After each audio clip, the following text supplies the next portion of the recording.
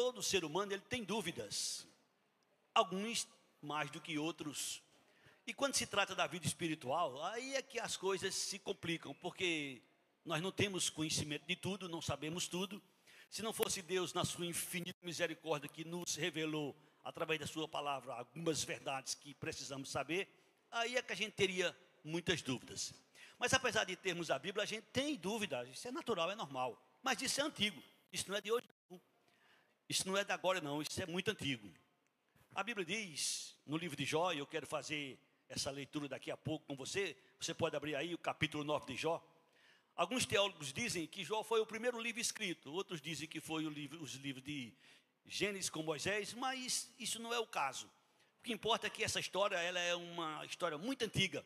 E Jó, ele também tinha dúvidas, como todo ser humano normal tem. No capítulo 9 de Jó, no versículo 2, Jó faz uma pergunta. E essa pergunta é de suma importância. Observa vocês, com carinho, essa pergunta feita por Jó. Na verdade, sei que assim é. Por quê? Como pode o homem ser justo para com Deus? Como pode o homem ser justo para com Deus? Essa pergunta é de grande importância, viu, para nossas vidas. Como é que isso é possível? Alguém ser justo diante de Deus? Nós sabemos um pouco da história de Jó. Foi um homem irrepreensível. Um homem que Deus fez questão de falar dele com referência. E ele, em certo momento, ele fez essa pergunta: como pode o homem ser justo para com Deus? Eu sei da minha vida, e sei também parte da sua vida, que nós somos pecadores. Todos nós que estamos aqui somos pecadores. Uns pecam mais, outros pecam menos, mas somos pecadores.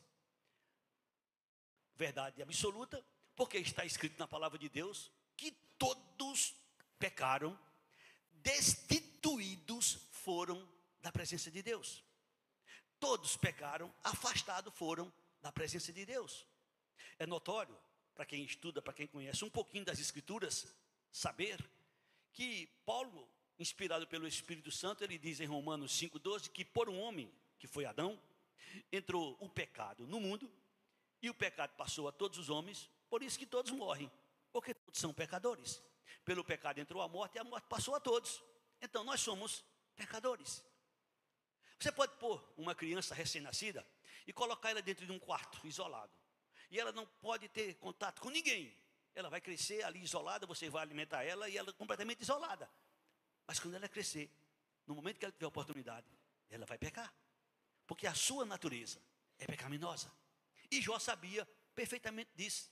Apesar dele ser uma referência na sua época, mas ele indagou: como pode o homem ser justo para com Deus? Como é que isso é possível? Jó não tinha o que nós temos hoje. De certa forma, nós somos agraciados. A gente tem o privilégio de participar de uma ceia do Senhor, sabendo do que aconteceu, sabendo dos fatos que aconteceram. Nós temos a Bíblia Sagrada, uma fonte inesgotável. Um livro completamente diferenciado dos demais. Este livro, ele tem cerca de 40 autores. Para ele ser completo, ele passou cerca de 1.600 anos, aproximadamente, do primeiro autor para o último autor. Claro e evidente que esses homens não escreveram porque acharam bonito ou belo ou tiveram uma ideia. Não, foi Deus que os inspirou. Por isso que a Bíblia diz: toda a escritura é inspirada por Deus. É útil para corrigir, para ensinar, para redarguir, para que o homem seja perfeito para o louvor e para a glória de Deus, preparado para toda boa obra. Quer dizer, nós somos agraciados. Jó não tinha isto que nós temos. Na época de Jó, Deus falava de sonhos, Deus falava através de sonhos, Deus falava através de visões. É muito diferente. Mas ele, por ser um homem temente a Deus, ele indagou: como pode o homem ser justo diante de Deus? O ser humano ser justo diante de Deus não tem a menor possibilidade. Você sabe, nem precisa a gente falar muito, que você sabe que você tem suas falhas, tem seus erros, você sabe. Por mais que você se esforce, por mais que você busque, por mais que você se dedique, você sabe que você comete algumas falhas. E talvez não pratique, mas não tem diferença entre praticar e desejar. Não tem diferença para Deus. Se você desejou para Deus, é como se você já tivesse praticado o ato. É por isso que nós somos pecadores. É por isso que Jó indagou: como poderá o homem ser justo para com Deus? Jó fez essa pergunta e no final do seu livro ele mesmo dá a resposta. Depois daquele diálogo que ele teve com seus amigos, depois daquela conversa que ele teve, depois das revelações que ele teve, depois de tudo, ele diz com a sua própria boca: eu te conheci apenas de falar, agora eu sei quem tu és. E ele fez questão de dizer, Jó 42:2, bem sei que tudo podes. Na minha visão, na minha perspectiva, impossível o homem ser justo para com Deus, mas para Deus tudo é possível. Amém? Para Deus tudo é possível. Está lá em Lucas 1:37, dentro das suas vontades. Para Ele não existe impossível dentro da sua vontade. Hoje a gente tem o privilégio de saber que um determinado dia João Batista estava batizando algumas pessoas e de repente surge alguém que ele conhecia, era primo dele. E quando ele se aproxima, João Batista diz para ele, olhando para ele, diz para a multidão: eis aí o Cordeiro de Deus que tira o pecado do mundo.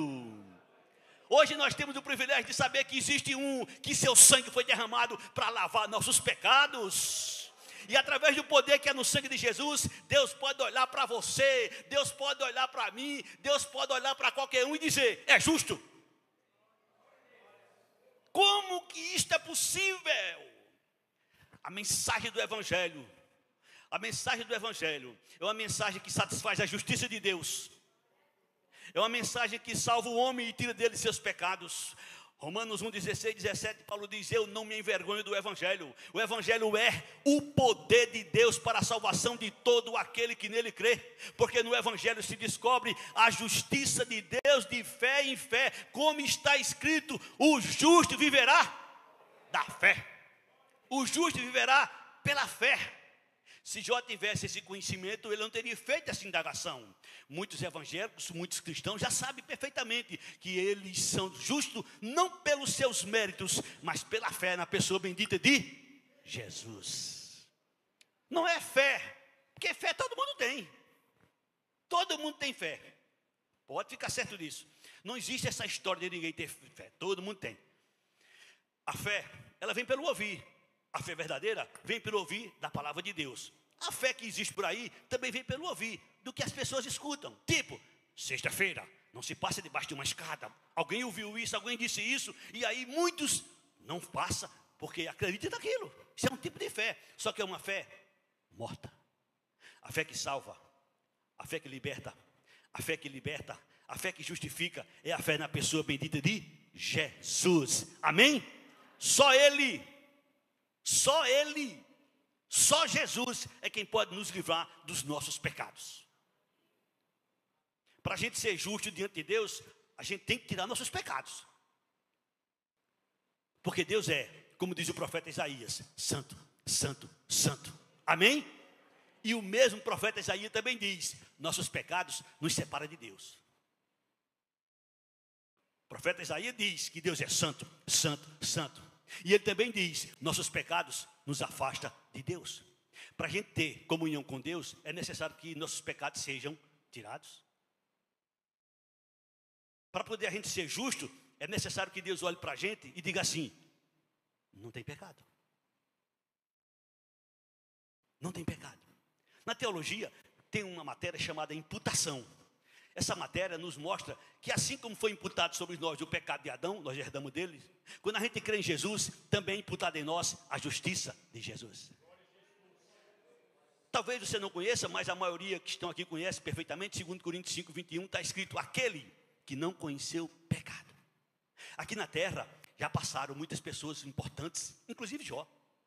Já passaram muitos homens importantes aqui na terra, mas todos eles provaram o pecado, exceto Jesus.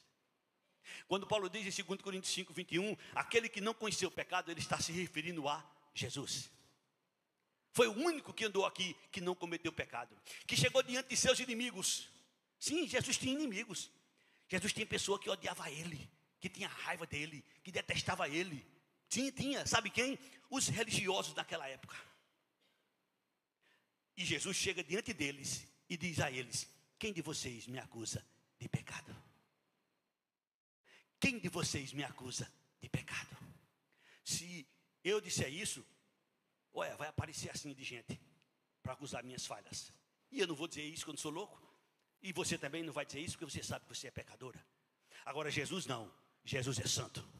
Santo. Santo. Ele é tão santo, mas tão santo, que no dia da sua morte houve uma mudança radical no mundo. Mudou tudo. Até o tempo mudou. Antes de Jesus, depois de Jesus. E ele havia dito: olha, eu vou morrer. Agora, muitos pensaram, e muitos pensam ainda hoje, olha, ainda hoje, depois de 2000 anos aproximadamente, muita gente pensa e muita gente diz: se Jesus voltar, vão fazer com ele pior do que fizeram no passado. Como as pessoas são enganadas, porque as pessoas não têm conhecimento. Deus até disse, através do profeta Oséias: o meu povo se perde por falta de conhecimento.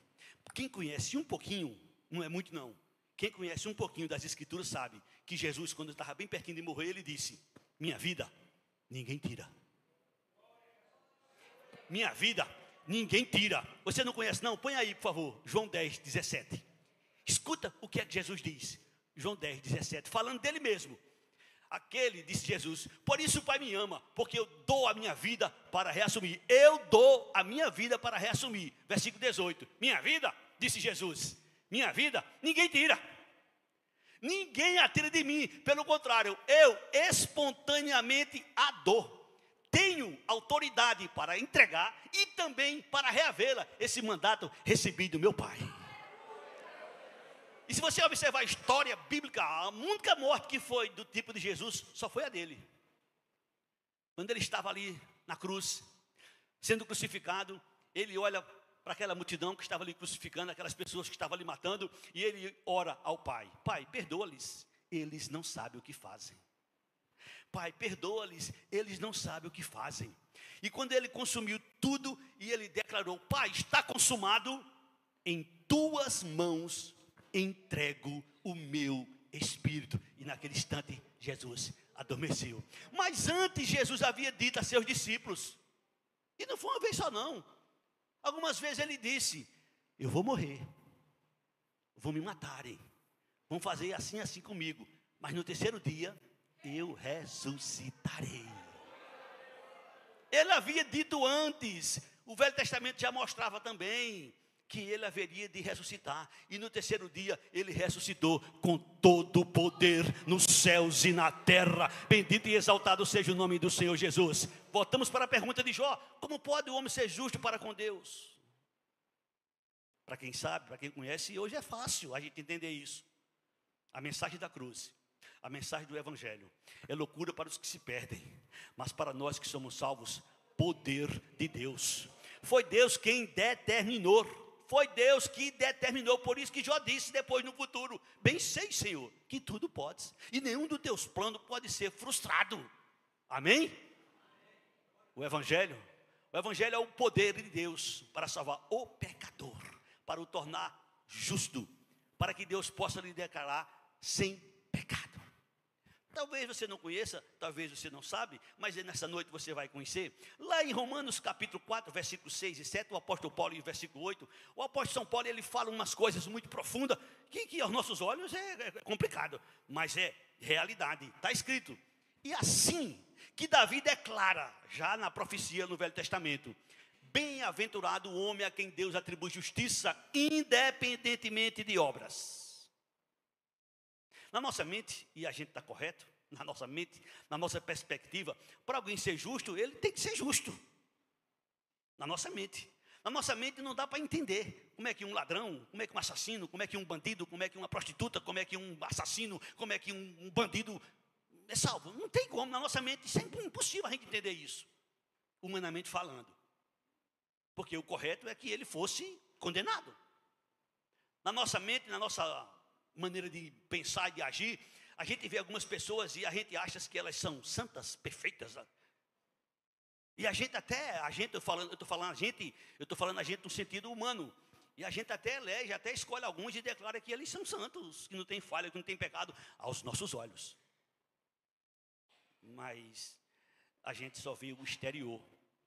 A gente só vê a aparência. Só Deus é quem conhece o interior do homem. Só Deus é quem sabe o que se passa na mente do homem. Só Deus é quem conhece os seus pensamentos. Só Deus é quem sabe tudo a respeito do homem. Por isso que ele pode dizer de alto e bom som: não há um justo, nem um sequer, pelos seus próprios méritos. Agora, Deus declarou, Deus já havia dito no passado, já havia escrito no Velho Testamento, que algumas pessoas seriam bem-aventuradas, porque Deus iria declarar que elas são sem pecados. Olha o que é que está escrito.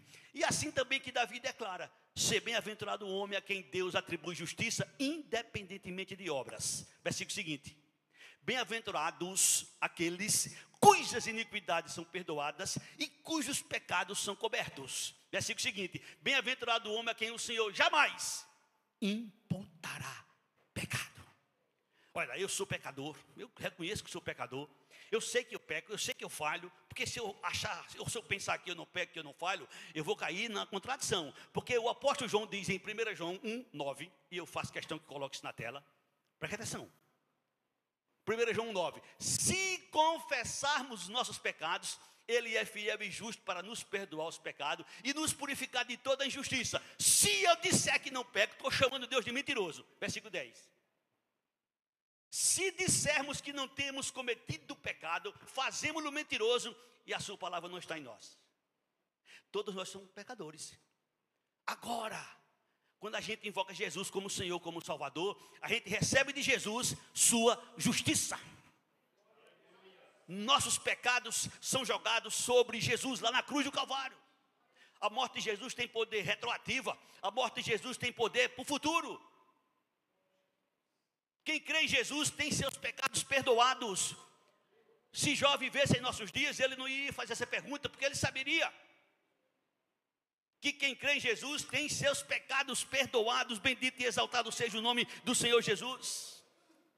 Por isso que Pedro, no seu primeiro sermão, ele disse, no capítulo 4 de Atos, versículo 11 e 12, este Jesus é a pedra rejeitada por vós, os construtores, a qual se tornou a pedra principal. E não há salvação em nenhum outro, porque abaixo dos céus não tem outro nome que possa salvar. Não tem outro nome dado entre os homens que possa salvar. Não tem outro nome que possa perdoar. Não tem outro nome que possa tirar teus pecados. Só existe um nome, só existe um homem, só existe um ser, e ele se chama Jesus. Diga comigo, Jesus. Mais uma vez, Jesus.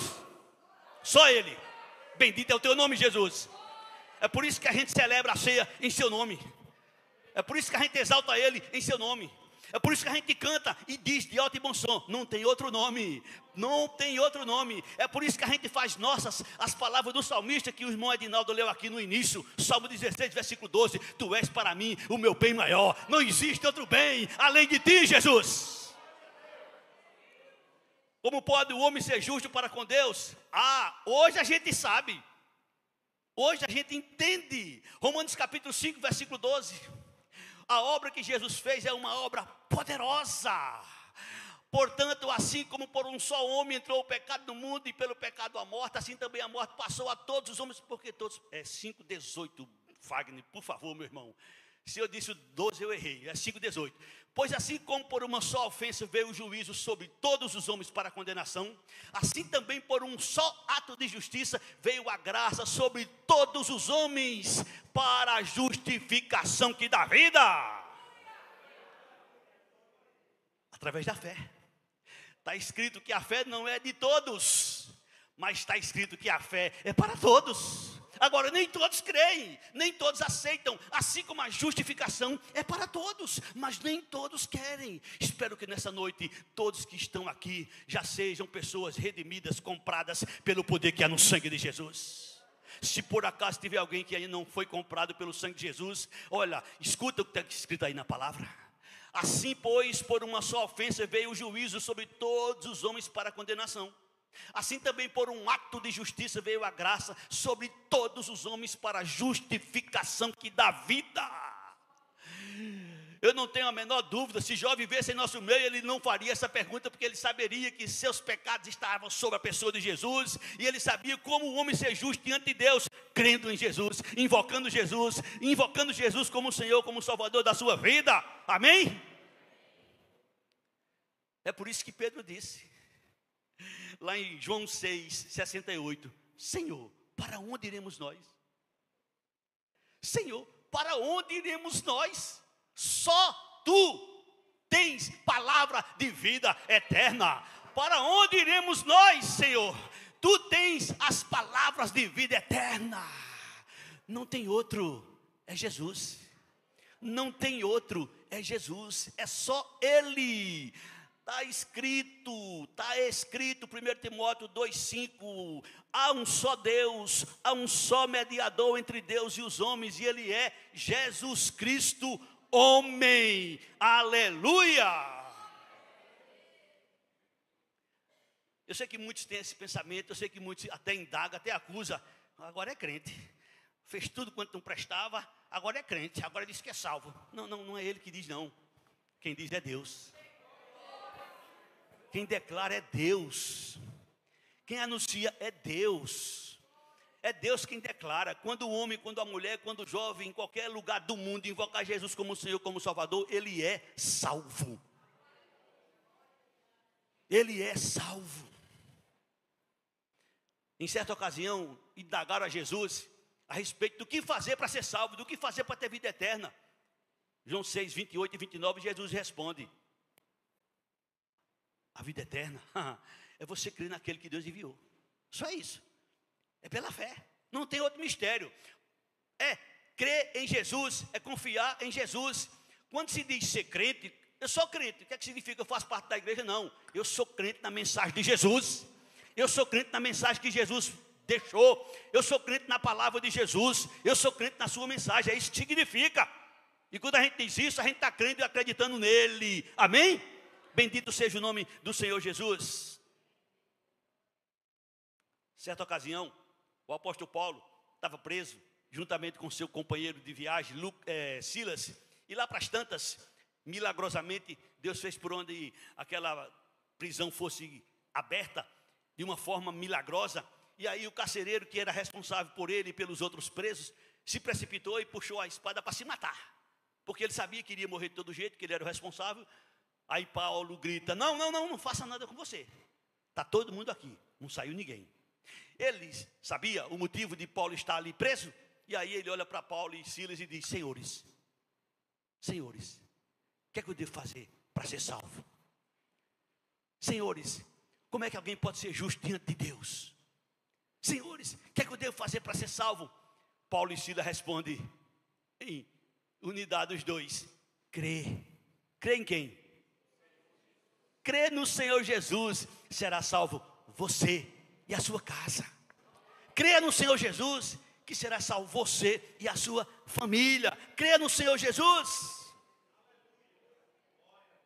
Há muita gente, por não conhecer, procura ter uma vida de santidade, uma vida de integridade. Isso é bom, isso é louvável, mas não vai te salvar nunca. A salvação é só pela fé em Jesus. Eu vou citar alguns textos, porque eu não tenho muito tempo, mas eu quero citar algumas passagens para vocês que estão aqui nesta noite. Gálatas, capítulo 2, versículo 16.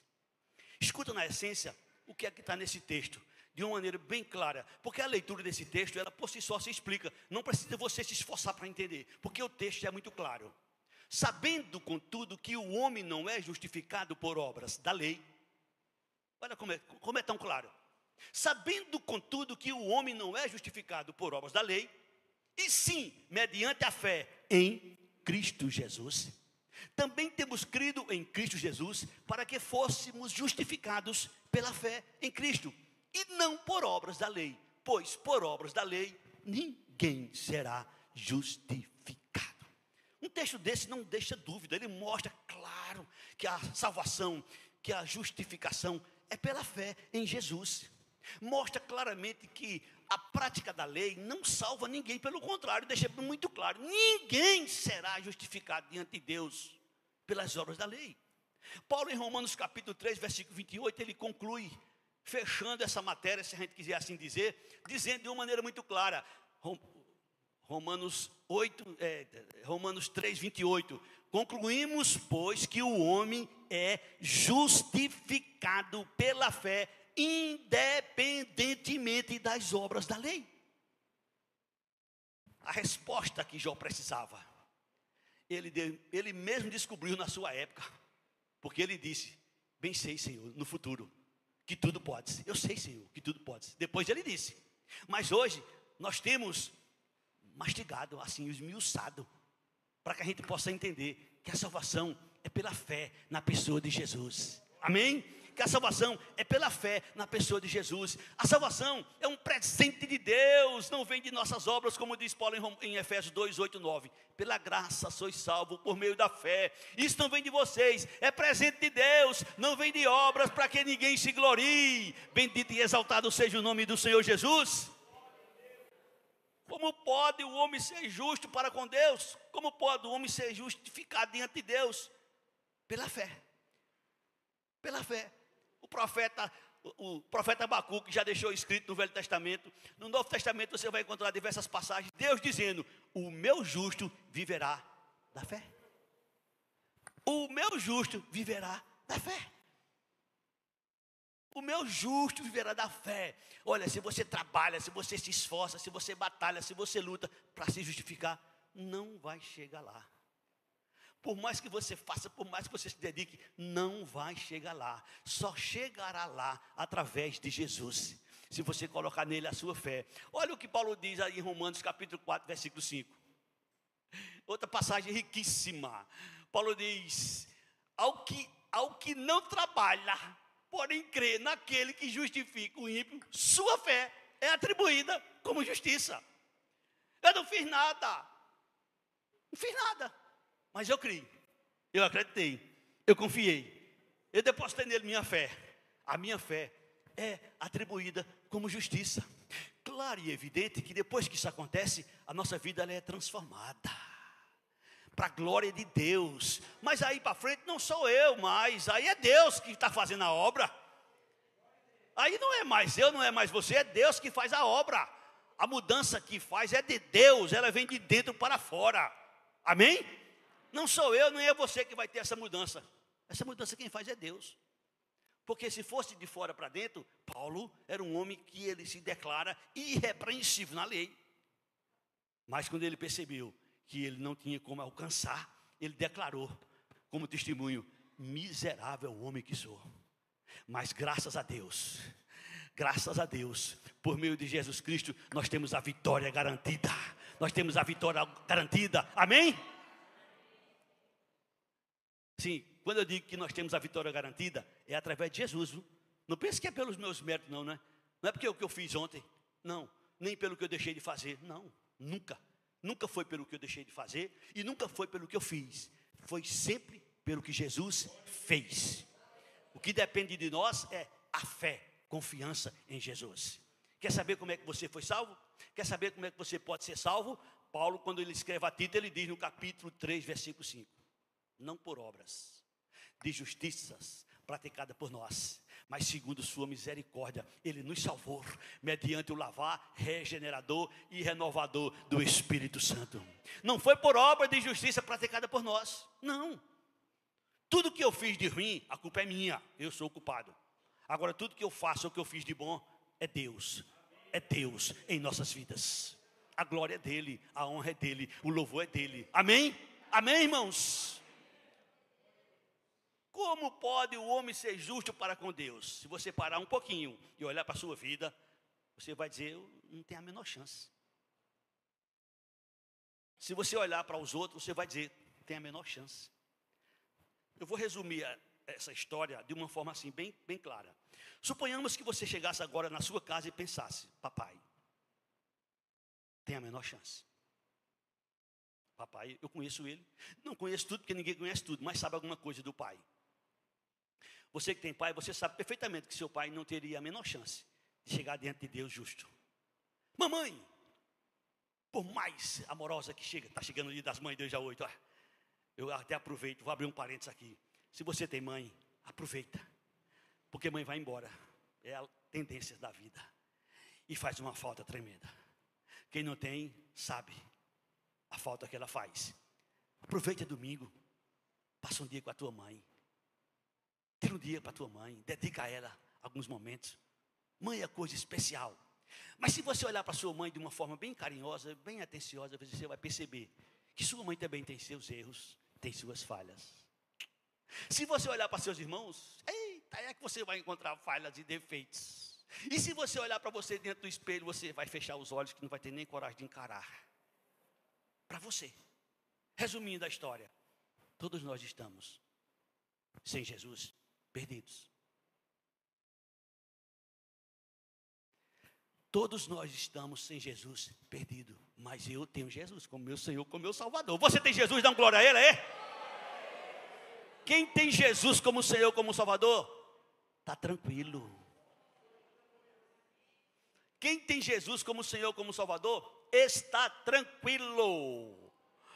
Romanos 8, 31 a 39. Que diremos, pois, à vista destas coisas? Se Deus é por nós,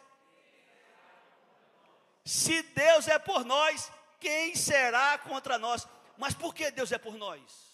Porque nós somos bonitos? Porque estamos na igreja? Porque louvamos a Deus? Não. Olha o que aqui diz o versículo seguinte. Deus não poupou o seu próprio filho, antes o entregou por todos nós. Para poder a gente ter comunhão com Deus, Deus cobrou de Jesus. Deus exigiu de Jesus. E exigiu de uma forma tão intensa, que talvez você não tenha esta informação, e eu vou te dizer. 3 vezes Jesus pediu a Deus para não passar por aquele momento, e Deus disse não, não, não, para Jesus. Deus não poupou o seu próprio filho, antes por todos nós o entregou. Porventura, depois do que ele fez, pagou um preço caríssimo por mim, por você, não nos dará graciosamente com ele todas as coisas? Para poder alguém me arrancar das mãos de Jesus, para poder alguém arrancar você das mãos de Jesus, tem que pagar um preço, e esse preço tem que ser maior do que o sacrifício de Jesus. Não existe. Não existe. Não tem como. É por isso que quando o homem, quando a mulher invoca Jesus como Senhor, como Salvador da sua vida, ele está seguro. Amém? Ele está seguro porque hoje Jesus terminou sua obra, Jesus realizou tudo, e ele está lá somente fazendo isso. Olha, versículo seguinte. Quem tentará contra a acusação? Quem tentará acusação contra os eleitos de Deus? É Deus quem o justifica. Quem é que pode nos condenar? É Jesus. Mas Jesus está fazendo o quê? Versículo seguinte: intercedendo por nós. É mais ou menos assim. O capeta, olha, foi que fulano fez. Olha ali o que foi que fulano fez. Aí Jesus se levanta e diz: eu dei meu sangue por ele. Eu dei a minha vida por ele. Eu paguei o pecado dele. Eu risquei o teto dele lá na cruz do Calvário.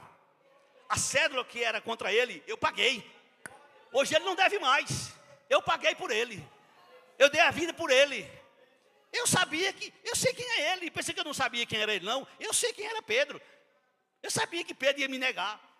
Eu sabia que os discípulos tudo iam me abandonar. Eu sabia que Judas ia me trair. Eu sabia tudo isso.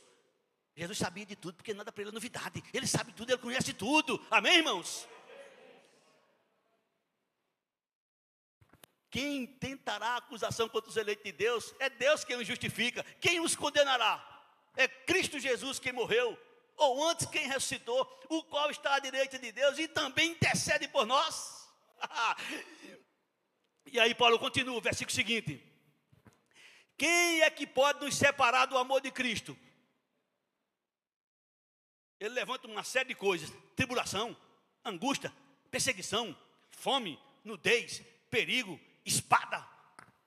Como está escrito: por amor de ti somos entregues à morte o dia todo, fomos considerados como ovelhas para o matadouro, mas em todas estas coisas somos mais que vencedores por meio daquele que nos amou, porque eu estou bem certo de que nem morte, nem vida, nem anjo, nem principado, nem potestade, nem coisa do presente, nem do futuro, nem altura, nem profundidade, nem qualquer outra criatura poderá nos separar do amor de Deus que está em Cristo Jesus, nosso Senhor. Existe segurança maior do que essa? Existe segurança maior do que essa? É por isso que Jesus disse: aquele que vem a mim, de maneira nenhuma eu lançarei fora. Das minhas mãos, ninguém pode arrebatar. Meu Pai que me deu é maior do que tudo, e da mão do meu Pai ninguém pode tirar. Amém? Se Jó estivesse aqui, Jó não faria essa pergunta mais. Ele dizia: eu sei que o pecador pode ser justo diante de Deus através de seu Filho Jesus Cristo. Não sei se tem alguém em nosso meio nessa noite que ainda não recebeu de Deus o perdão. Eu não sei se tem alguém em nosso meio ainda que não recebeu de Deus a salvação. Eu não sei se tem alguém em nosso meio que ainda não recebeu de Deus a vida eterna. É um presente de Deus.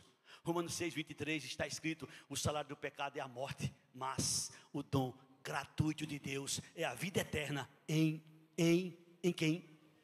Em Cristo Jesus. Tudo é Jesus. Com Jesus, tudo. Sem Jesus, nada. Com Jesus, tudo. Sem Jesus, nada. Só entra no céu, só será salvo quem crer, quem invocar Jesus aqui na terra. Quem assumir um compromisso com Jesus aqui na terra. Por isso que ele disse: quem me confessar diante dos homens, eu confessarei diante de meu Pai que está nos céus. Quem me negar diante dos homens, eu também o negarei diante de meu Pai que está nos céus. A condição é aqui. A salvação é aqui. Não é lá, é aqui. E você nunca vai ouvir isso das religiões, o que eu vou dizer agora. Você nunca vai ouvir isso das religiões. O que você vai ouvir das religiões é: faça isso, faça isso, faça isso, faça isso. Não faça isso, não faça isso, não faça isso, não faça aquilo. É uma série de faça e é uma série de não faça. A Bíblia diz que a salvação está bem pertinho de você. A Bíblia diz que a salvação está bem pertinho de você. E eu vou ler para você Romanos 10, 9 e 10. A salvação está assim, ó: se tu, com a tua boca, confessares a Jesus como Senhor, e no teu coração creres que Deus o ressuscitou dentre os mortos, serás salvo. Com o coração se crê para a justiça, com a boca se confessa a respeito da salvação. Nos coloquemos de pé. Nos coloquemos de pé.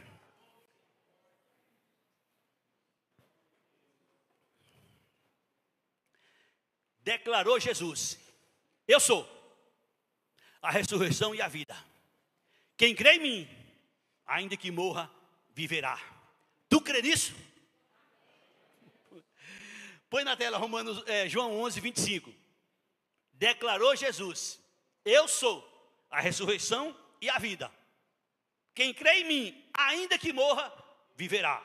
E no versículo seguinte ele diz: e todo que vive e crê em mim, não morrerá eternamente. Crê isto? Foi Jesus que perguntou. Aí está o segredo. Aí está a tua resposta nesse momento.